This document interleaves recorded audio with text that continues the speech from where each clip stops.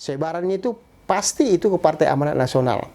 Ya, partisipasi politiknya, coba kita lihat misalnya tahun 1999 ya, hasil penelitian yang saya lakukan, ternyata sebaran pemilih warga Muhammadiyah di Kota Medan itu sampai 87,8%. Ini kenapa warga Muhammadiyah menjatuhkan pilihannya untuk memilih PAN?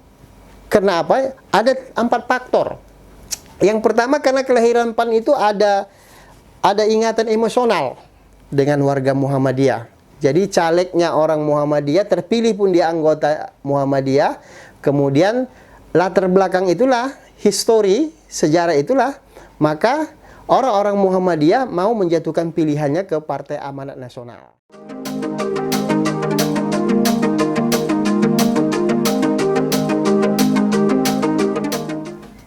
Assalamualaikum warahmatullahi wabarakatuh. Salam komunikasi. Kembali lagi bersama channel YouTube A3 Anang Anas Azhar. Hari ini kita akan membahas terkait dengan siapa sebenarnya Ketua DPW PAN Sumatera Utara yang dikehendaki oleh DPP PAN. Dalam muswil yang baru berlangsung beberapa minggu yang lalu, ada 4 nama yang dibawa ke DPP. 4 nama itu memiliki kapabilitas, ya, integritas, dan dia memiliki nilai kekaderan yang sangat luar biasa. Apalagi masing-masing mereka ini, ya, hidup di masanya. Ya, misalnya ada Bapak Ibrahim Sakti Batubara, yaitu salah satu formatur yang dibawa ke sana. Beliau ini merupakan, kalau saya menyebutnya adalah as-sabiquna awalun PAN di Sumatera Utara, yaitu sebagai salah satu pendiri PAN di Sumatera Utara. Dan beliau ini turun naik, pernah memimpin Ketua DPW PAN Sumatera Utara, ya. Kemudian beliau juga pernah menjabat sebagai Ketua DPP PAN, kemudian anggota DPR RI, ya. Kemudian beliau juga pernah mencalonkan diri sebagai calon DPD RI, tapi beliau belum beruntung ketika itu dan kembali kepada Muhammadiyah untuk mengabdikan waktu dan tenaganya. Nah, hari ini beliau dicalonkan kembali dan ini dibawa ke DPP PAN. Apakah Ketua Umum Zulkifli Hasan akan mengambil beliau, ya, kemudian ditetapkan sebagai Ketua DPW PAN? Wallahu alam.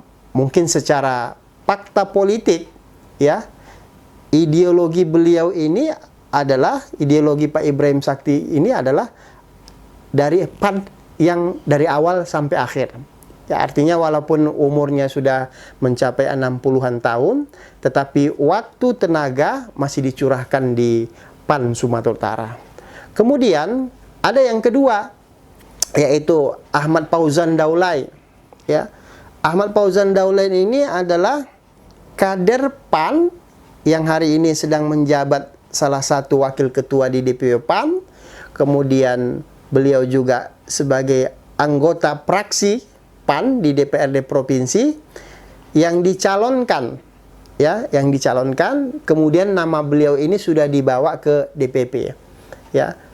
Beliau ini memiliki, ya, kekuatan energik dan kita belum tahu siapa sebenarnya yang dikehendaki oleh Ketua Umum DPP PAN untuk ditetapkan sebagai Ketua DPP PAN Sumatera Utara.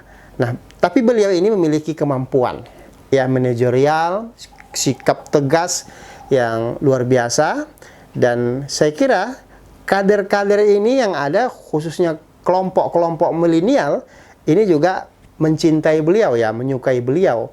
Dan kita juga sangat berharap kalau beliau ini jika memimpin PAN Sumatera Utara, penambahan perolehan kursi dan suara PAN di Sumatera Utara akan tercapai secara signifikan.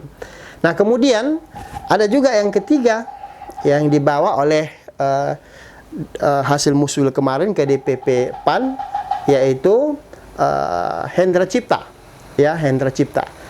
Hendra Cipta ini yang lalu adalah sebagai sekretaris DPW PAN Sumatera Utara, dan beliau ini memiliki kemampuan manajerial juga yang bisa menguasai simpul-simpul, ya, simpul-simpul konstituen di daerahnya. Ini terbukti beliau ini daerah pemilihan Deli Serdang, dan beliau diamanahkan menjadi anggota DPRD Provinsi Sumatera Utara yang dari PAN, dan beliau ini sedang menjabat ketua fraksi PAN di DPRD Provinsi, dan dia memiliki kekuatan yang sangat mumpuni. Yang keempat adalah Bapak Yahdi Khoir Harahap. Ya, Bapak Yahdi Khoir Harahap. Beliau saat ini sebagai Ketua DPW PAN Sumatera Utara dan ingin mencalonkan kembali. Ya, mudah-mudahan kalau ingin mencalonkan kembali, ya beliau ini juga ya sesuai dengan harapan, sesuai dengan keinginan beliau, ditetapkan menjadi Ketua DPW PAN Sumatera oleh DPP PAN yang akan datang. Tapi saya ingin menyampaikan, dari 4 calon yang diusulkan ini, saya berpesan kepada DPP PAN melalui Ketua Umum, ya, agar jangan berlama-lama, karena ini akan mengganggu konsolidasi internal PAN di Sumatera Utara. Ya, kita sepakat hari ini, ya, Sumatera Utara sedang menghadapi pandemi COVID, bahkan ini sudah mengglobal, ya, sudah pandemi nasional, pandemi internasional, tetapi kita tidak boleh membiarkan begitu saja untuk konsolidasi internal partai. Kalau ini tidak ditetapkan oleh DPP PAN, siapa ketua DPP PAN terpilih dalam waktu dekat ini mengganggu konsolidasi internal di DPW PAN Sumatera Utara. Apalagi ya DPW PAN Sumatera Utara ini memiliki jangkauan yang sangat luas di sejumlah kabupaten. Ya, DPD-DPD-nya ini memiliki 34, maksud saya adalah 33 DPD PAN se-Sumatera Utara. Ya, bagaimana di Kepulauan Nias, bagaimana di Pantai Timur, ya, Tabaksel, bagaimana di Tapteng, Taput dan sebagainya, ya, Pantai Timur sampai ke gunung, ya, Karo, Pak Barat Dairi, itu membutuhkan konsolidasi yang tidak cepat. Dia membutuhkan waktu. Apalagi ya setiap DPD itu atau kabupaten yang ada DPD PAN-nya itu sebagian besar sudah melaksanakan musdah, tapi sebagian lagi belum. Ya, sebagian lagi belum. Nah, jika ini lama ditetapkan, saya kira ini secara politik ya akan mengganggu konsolidasi di tingkat internal Partai Amanat Nasional. Kemudian yang kedua, ya sobat A3 yang berbahagia, ya, khusus di Kota Medan, ya, khusus di Kota Medan. Kalau di Kota Medan, ya, kita tidak terlalu khawatir, ya. Apalagi sebagai ibu kota Provinsi Sumatera Utara, Medan ini sebagai barometernya, dan saya menyebutnya Medan ini sebagai barometer pemilih PAN Sumatera Utara. Ya, walaupun jumlah kursinya 6 kursi, ya, walaupun jumlahnya 6 kursi, tetapi ini adalah sentral, ya, pemilih PAN yang paling banyak. Ya, menurut saya ini paling banyak, walaupun ada nanti di Kabupaten Labuan Batu Selatan jumlah kursi PAN itu sampai 7 kursi sebagai pemenang pemilu, ya, 2019 yang lalu. Tapi PAN itu di Kota Medan itu menjadi sentral politiknya, ya, pusat kekuasaan politik yang ada di ibu kota Provinsi Sumatera Utara. Apalagi di Kota Medan itu, ya, jumlah pemilihnya itu kan yang sudah menetap, ya, sudah menetap. Ini kalau saya mengatakan sudah menetap, berarti setiap pemilu PAN itu memiliki kursi di Kota Medan. Tapi kita melihat belakangan ini yang baru saja terjadi bukan konflik, ya, tapi terjadi friksi-friksi yang tidak enak, ya, pasca musda kemarin, ya, ketua yang lama diangkat menjadi ketua kembali, ya. Saya berharap ketua lama ini yang diangkat menjadi ketua terpilih lagi, ya, bisa mengakomodir kepentingan-kepentingan warga Muhammadiyah, ya, warga Muhammadiyah. Apalagi kalau kita lihat setiap pemilu partisipasi politik warga Muhammadiyah ini menjatuhkan pilihannya itu sebagian besar itu ke Partai Amanat Nasional, ya. sebarannya itu pasti itu ke Partai Amanat Nasional. Ya, partisipasi politiknya, coba kita lihat misalnya tahun 1999 ya, hasil penelitian yang saya lakukan, ternyata sebaran pemilih warga Muhammadiyah di Kota Medan itu sampai 87,8%. Ya, berarti orang Muhammadiyah yang menjatuhkan pilihannya ke PAN pada tahun 1999 itu sampai 87% lebih. Nah, kalau dilihat ya partai yang lain, misalnya warga Muhammadiyah menjatuhkan pilihannya ke PKS itu hanya 3,3%. Ya, 3,3%. Ke P3 2,2%. Ya, Golkar 1,8%. Nah, ini sangat kecil. Makanya harapan kita penuh bahwa kalau ini tidak dikelola dengan baik, manajemen internal dari DPD PAN Medan tidak dikelola dengan baik, ya, kemudian ini hancur begitu saja, maka bisa saja pemilih-pemilih yang selama ini ya menjatuhkan pilihannya ke PAN bisa saja lari ke tempat yang lain. Ini bisa kita lihat misalnya ketika pemilu 2004 ya. Ketika 2004 itu pemilu, suara PAN yang warga Muhammadiyah memilih suara PAN itu menurun sedikit. Ya, menurun sekitar 7% menjadi 81,7%. Ya, 2004. Ini penelitian yang saya lakukan tahun 2004, 1999. Ternyata ini PAN ya masih mendapatkan suara yang signifikan karena ada suara perolehannya itu adalah warga Muhammadiyah. Ya. Muhammadiyah itu melalui warganya, simpatisannya itu menjatuhkan pilihannya kepada Partai Amanat Nasional. Ya, sobat A3 yang berbahagia, ya. Tahun 2009 ini khusus di Kota Medan, ternyata pemilih warga Muhammadiyah itu yang menjatuhkan pilihannya ke PAN itu turun menjadi 71,7%. 2009 gitu.